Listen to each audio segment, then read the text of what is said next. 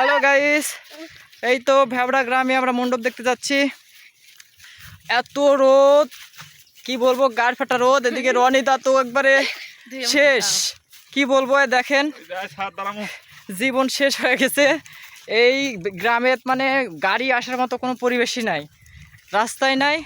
এই তো ছোটো ছোটো রাস্তা, আর এত গরম, কি বলবো। যে গাড়ি ফাটা রোদ বার হয়েছে। আর এটা বিল, এটা বিল। এদের সামনে আমরা একটু একটা আমের গাছ পাচ্ছি, এখানে হয়তো দাঁড়াবো আমরা। এত গরম, কি বলবো, জীবন শেষ। আর এই ব্যক্তির জবান বন্ধ হয়ে গেছে।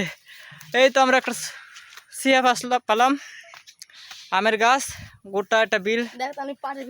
ও ঘামে টামে জীবন শেষে। এই তো চলে আসছে, আর বেশি দূর নয়। তারপর আমরা রেস্ট খাওয়ার পর এই তো আবার রওনা দিলাম।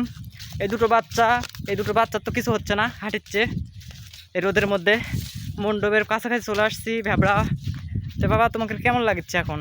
আমাদের এখন খুব ভালো লাগছে, গরমে তো হাল চাস্তি খারাপ হয়ে যাচ্ছে। এদিকে রনিদার তো, আর রনিদার কেমন হচ্ছে তোমরা বলো। রনিদা এমন কেমন করছে?